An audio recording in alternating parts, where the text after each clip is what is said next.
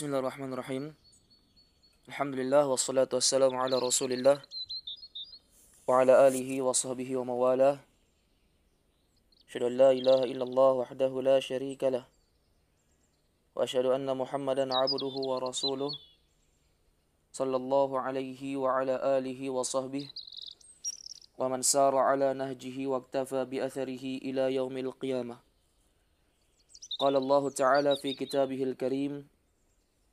أعوذ بالله السميع العليم من الشيطان الرجيم يا أيها الذين آمنوا اتقوا الله حق تقاته ولا تموتن إلا وأنتم مسلمون يا أيها الناس اتقوا ربكم الذي خلقكم من نفس واحدة وخلق منها زوجها وبث منهما رجالا كثيرا ونساء واتقوا الله الذي تساءلون به والأرحام إن الله كان عليكم رقيبا يا أيها الذين آمنوا اتقوا الله وقولوا قولا سديدا يصلح لكم أعمالكم ويغفر لكم ذنوبكم ومن يطع الله ورسوله فقد فاز فوزا عظيما أما بعد فإن أصدق الحديث كتاب الله وخير الهدي هدي محمد صلى الله عليه وسلم وشر الأمور محدثاتها فإن كل محدثة بدعة وكل بدعة ضلالة وكل ضلالة في النار أعاذني الله وإياكم من النار. Kaum muslimin wal muslimat, al-ikhwah wal akhwat, rahimani wa rahimakumullah. Alhamdulillah, pada malam hari ini kita kembali melanjutkan kajian kita dalam membahas kitab yang berjudul Ashru Wasaya lil Wiqayati minal Waba, 10 wasiat agar seorang hamba terhindar dari segala jenis wabah. Kitab yang dikarang oleh Fadilatul Syekh Abdul Razak bin Abdul Muhsin Al-Abbad Al-Badr hafizahumallahu ta'ala. Kita masuk di dalam wasiat yang ke-9 atau wasiat yang ke-8 sebelumnya. Kata beliau, wasiat yang ke-8, Shana'i'ul ma'ruf wa badlul ihsan. Wasiat yang ke-8 agar seorang hamba terhindar dari segala jenis wabah, yaitu senantiasa berbuat ma'ruf, senantiasa berbuat perkara yang baik, wa badlul ihsan, dan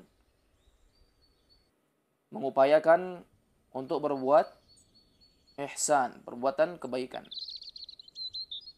An Anas radhiyallahu anhu annahu qala Rasulullah sallallahu alaihi wasallam, dari sahabat yang mulia Anas bin Malik radhiyallahu taala anhu, bahwasanya beliau berkata, Rasulullah sallallahu alaihi wasallam bersabda, "Shana'i'ul ma'rufi taqi masari'as su'i wal afati wal halakati wa ahlul ma'rufi fid dunya hum ahlul ma'rufi fil akhirah." Rawahu Al-Hakim. Kata Rasulullah sallallahu alaihi wasallam, perbuatan-perbuatan ma'ruf, perbuatan-perbuatan baik, taqi masari'as su, dapat menghindarkan diri dari masari'as su, kematian yang buruk. Ini perbuatan yang baik, akan menghindarkan, akan menjaga diri seorang hamba dari kematian yang buruk. Wal afat, dari berbagai macam penyakit. Wal halakat, dari berbagai macam bencana. Wa ahlul ma'rufi fid dunya hum ahlul ma'rufi fil akhirah. Dan orang-orang yang senantiasa berbuat al-ma'ruf, perbuatan-perbuatan kebaikan, fid dunya, di dunia ini, maka mereka akan dibalas dengan kebaikan ya di akhirat kelak. Rawahu Al-Hakim. Hadis diriwayatkan oleh Al-Imam Al-Hakim rahimahullahu taala. Sangat jelas dalam hadis ini menunjukkan kepada kita bahwasanya perbuatan yang baik itu dapat menghindarkan diri dari sesuatu yang buruk. sesuatu-sesuatu yang membinasakan, sesuatu-sesuatu yang mencelakakan seorang hamba. Baik. Qala Ibnul Qayyim rahimahullah, Al-Imam Ibnul Qayyim rahimahullah taala, beliau rahimahullah menyebutkan, wa min a'zami ilajatil marad fi'lul khair wal ihsan wal dzikru wad du'a wat tadarru'u wal ibtihalu ila Allah wat taubah. Imam Ibnul Qayyim rahimahullah adalah seorang dokter hati, dan beliau adalah seorang ulama. Memang beliau ini adalah seorang dokter, seorang yang pakar di bidang kesehatan.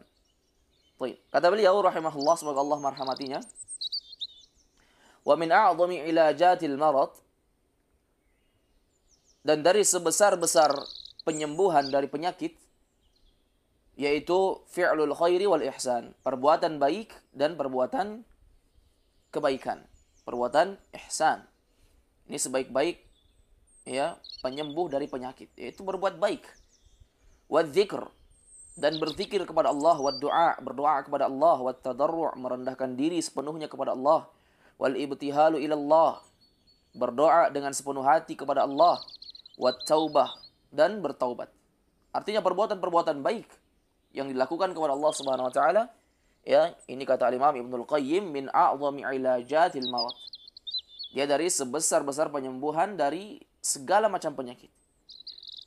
Kemudian kata beliau, walihadhil umuri ta'thirun fi daf'il ilal.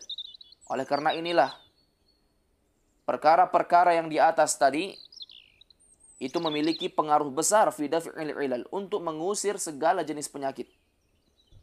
Wa husulis syifa, dan untuk memperoleh kesembuhan, menghasilkan kesembuhan. A'zamu minal adwiyati tabi'iyyah.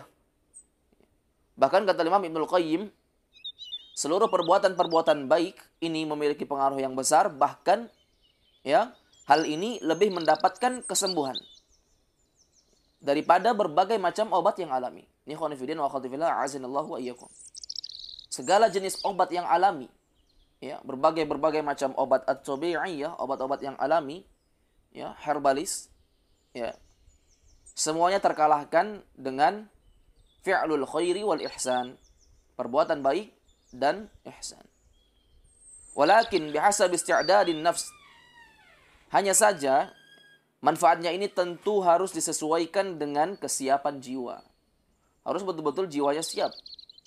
Harus betul-betul jiwanya siap. Wa qabuliha, dan jiwanya menerima akan hal tersebut. Wa aqidatiha fi dzalika wa naf'ihi. Dan dia harus memiliki keyakinan, betul-betul yakin fi dzalik, pada hal tersebut, wa naf'ihi, dan dia merasanya bahwasanya hal tersebut memberikan manfaat kepada dia. Perbuatan yang baik yang dia lakukan ini sesuatu yang menjadikan dia bermanfaat untuk dirinya. Ini khonifidin wa khatifillah azinallahu wa iyyakum. Perbuatan baik adalah penyembuh dari segala macam penyakit, seperti disebutkan oleh Imam Ibnul Qayyim rahimahullah. Bahkan kata beliau apa? A'zamu minal adwiyati tabi'iyyah. Bahkan segala jenis obat yang alami ini terkalahkan khasiatnya dibandingkan dengan apa? Dengan fi'lul khairi wal ihsan, perbuatan baik dan perbuatan ihsan. Harus yakini dalam hati. Kita harus yakini di dalam hati bahwa memang Allah yang menyembuhkan penyakit. Memang Allah Subhanahu wa taala yang menyembuhkan penyakit. Karena betapa banyak orang yang berobat tapi tidak sembuh-sembuh. Kita saksikan banyak orang yang pergi berobat ke rumah sakit, meminum segala jenis obat ini dan itu. Namun apa? Tidak kunjung sembuh dari penyakitnya. Bahkan semakin bertambah penyakitnya. Ini khonifidin azinallahu wa iyyakum. Karena memang apa? Yang menyembuhkan bukan obat. Dia hanyalah apa? Hanyalah sarana untuk kita menggapai kesembuhan.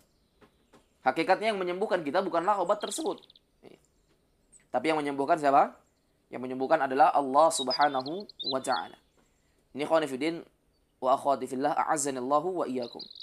Disebutkan oleh Al-Imam Ibnul Qayyim rahimahullah bahwasanya fi'lul khair wal ihsan, perbuatan baik dan perbuatan ihsan ini ya lebih berkhasiat dibandingkan segala jenis obat yang alami. Baik, disebutkan oleh beliau di dalam kitab beliau yang berjudul Zadul Ma'ad. Wallahu ta'ala a'lam. Baik. Ini dari ya wasiat yang disampaikan oleh Syekh Abdul Razak bin Abdul Muhsin Al-Abbad.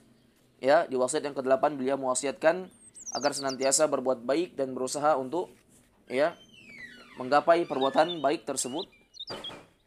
Baik. Kemudian di poin yang ke-9 atau wasiat yang ke-9 yang menjadi wasiat Syekh Abdul Razak bin Abdul Muhsin Al-Abbad agar seorang hamba terhindar dari wabah, yaitu hendaknya dia memperbanyak qiyamul lail. Qiyamul lail, yaitu apa? Menegakkan salat malam. Perbanyak menegakkan salat malam.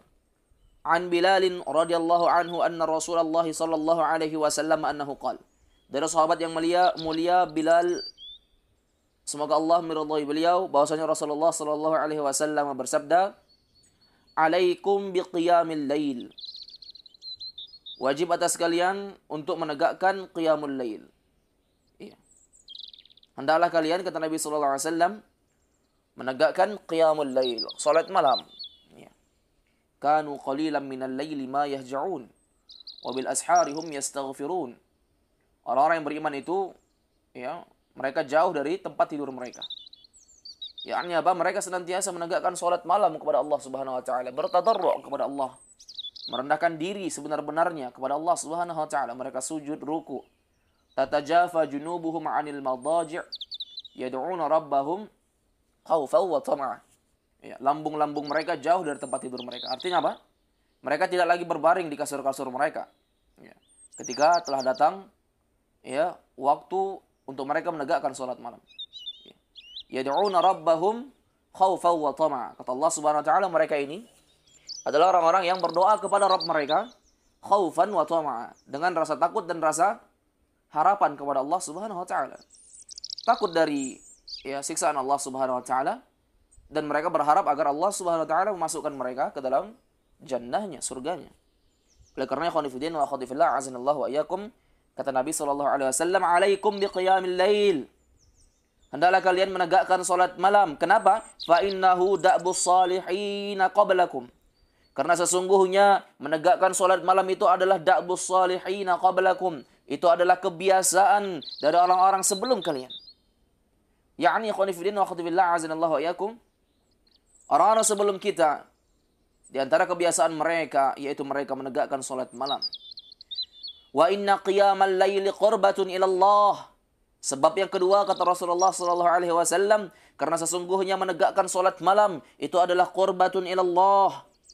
Dapat mendekatkan diri kita kepada Allah Subhanahu wa taala. Mendekatkan diri kepada Allah Subhanahu wa taala. Oleh karenanya Allah Subhanahu wa taala berfirman, "Kanu qalilan minal laili ma yahja'un wa bil ashari hum yastaghfirun." Di malam hari mereka menegakkan salat malam kepada Allah, di subuh hari mereka beristighfar kepada Allah Subhanahu wa taala. Beristighfar kepada Allah Subhanahu wa taala setelah mereka melakukan salat malam kepada Allah Subhanahu wa taala. Lianna qiyamal lail qurbatun ila Allah. Karena sesungguhnya menegakkan salat malam ini dapat mendekatkan diri kepada Allah Subhanahu wa taala ketika kita telah jauh kepada Allah Subhanahu wa taala. Iya. Dari mulai kita bangun tidur hingga kita masuk di malam hari, hingga kita tertidur lagi, seluruhnya perbuatan kita dipenuhi dengan dosa dan maksiat kepada Allah Subhanahu wa taala. Oleh karena Allah Subhanahu wa taala berfirman, ya, Allah Subhanahu wa taala menyebutkan di dalam sebuah hadis qudsi, ya, apa kata Allah Subhanahu wa taala? Ya ibadi innakum tukhti'una bil-laili wan-nahar wa ana aghfiru dzunuba jami'a fastaghfiruni aghfir lakum. Wahai hambaku, wahai para hambaku, sesungguhnya kalian senantiasa berbuat dosa di siang dan malam hari. Fastaghfiruni aghfir lakum. Wa ana aghfiru dzunuba jami'a, kata Allah Subhanahu wa taala, dan akulah yang mengampuni dosa kalian seluruhnya. Maka minta ampunlah kalian kepadaku, niscaya aku akan ampuni seluruh dosa kalian. Ini khonifidin wa khonifillah azanallahu wa iyyakum. Maka dengan salat malam itu adalah qurbatun ilallah. Cara kita untuk mendekatkan diri kepada Allah, meminta maaf kepada Allah Subhanahu wa taala, mengharapkan ganjaran pahala dan ampunan dari Allah, agar kita dijauhkan dari segala macam bahaya, musibah, segala macam virus yang menerpa menjadikan seorang hamba menjadi sangsara ketika berada di kehidupan dunia ini. Kemudian alasan yang ketiga yang disebutkan oleh Rasulullah sallallahu alaihi wasallam, kenapa kita mesti melakukan salat malam? Kata beliau, "Wa manhatun 'anil itsm." Perbuatan salat malam tersebut mencegah dari segala jenis dosa. Yang keempat, wa takfirun lis-sayyi'at. Penghapus segala dosa-dosa. Segala dosa-dosa Allah Subhanahu wa taala hapuskan dengan kita menegakkan salat malam ini. Wa matradatun lid-da'i 'anil jasad. Alasan yang kelima yang Rasulullah sallallahu alaihi wasallam menganjurkan kepada kita untuk menegakkan salat malam, yaitu yang kelima, wa matradatun lid-da'i 'anil jasad. Untuk mengusir penyakit yang ada di jasad kita. Untuk menjauhkan penyakit yang ada di jasad kita. Ini ikhwan fillah wa akhwati fillah azanallahu wa iyyakum. Orang-orang yang sudah terjangkit dengan virus, maka Allah akan mengusir virus tersebut pada diri mereka. Orang-orang yang belum terjangkit dengan virus, Allah akan menjaga mereka. Allah akan menjaga mereka dari segala mara bahaya yang membahayakan mereka. Makanya kata Nabi SAW, "Alaikum biqiyamil lail." Hendaklah kalian menegakkan salat malam. Karena sesungguhnya dia, kebiasaan orang saleh, menegakkan salat itu mendekatkan diri kepada Allah Subhanahu wa taala, mencegah dari segala dosa, menghapuskan segala dosa. Dan yang terakhir kata Rasulullah sallallahu alaihi wasallam, dengan salat malam itu mengusir penyakit dari segala jenis jasad kita. Hadis sahih riwayat Al-Imam At-Tirmidzi dan selainnya. Wallahu taala a'lamu bis-shawab. Hadanallahu wa iyyakum ajma'in. Semoga yang dapat kita baca pada malam hari ini bermanfaat bagi kita. Semoga Allah Subhanahu wa taala menjaga kita seluruhnya yang ada di negeri ini agar kita terhindar dari segala jenis wabah yang membahayakan diri-diri kita. Wallahu taala a'lam. Subhanakallahumma wa bihamdika asyhadu an la ilaha illa anta astaghfiruka wa atubu ilaik wa akhiru da'wana anil hamdulillahi rabbil alamin. Tsumma assalamu alaikum warahmatullahi